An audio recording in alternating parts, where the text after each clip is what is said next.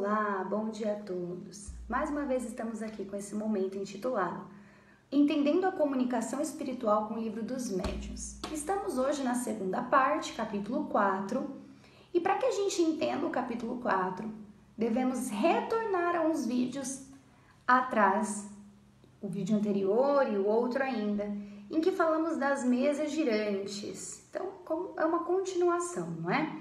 Bom, como vamos falar da teoria das manifestações físicas, a primeira informação que os espíritos nos trazem é que tudo, exceto Deus, é criado e que o fluido universal é um princípio elementar de todas as coisas.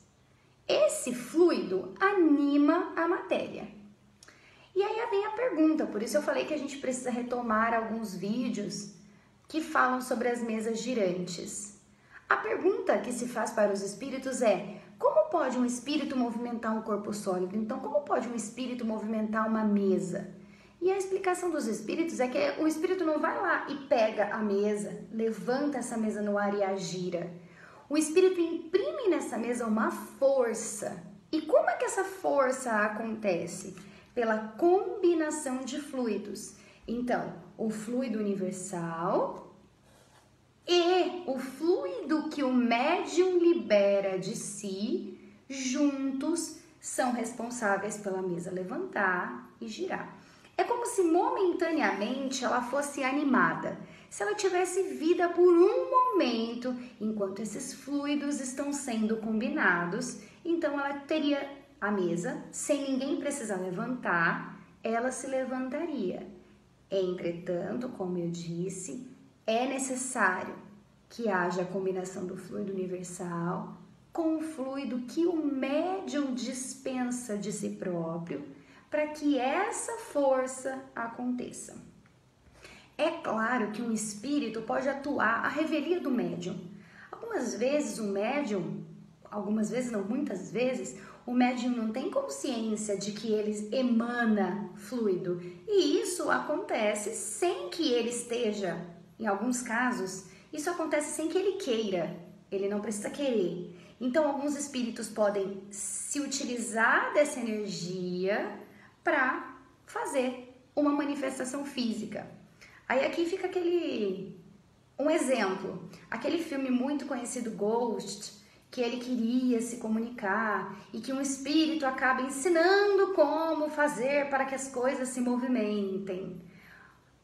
Na teoria, na doutrina espírita, um fenômeno físico, ou seja, uma movimentação de algo, qualquer coisa sólida, porque não precisa ser só uma mesa, para que essa movimentação aconteça, é necessário a combinação do fluido universal com o fluido que o médium dispensa.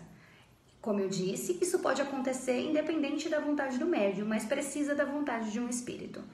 Então, resumindo, o espírito é a causa do fenômeno e o fluido é um instrumento utilizado. Os dois são necessários para que uma manifestação física aconteça. Lembrando que a matéria, ela não é um obstáculo para os espíritos, eles penetram qualquer tipo de matéria. E é por isso que podem, assim como podem atuar sobre a matéria, eles podem fazer sobre o ar, articulando sons. Então, nada é obstáculo para um espírito. Lembrando que mesmo para manipular o som, porque aí a pergunta que vem é, tudo bem, a mesa levantou e girou, mas e os sons que se ouvem na mesa?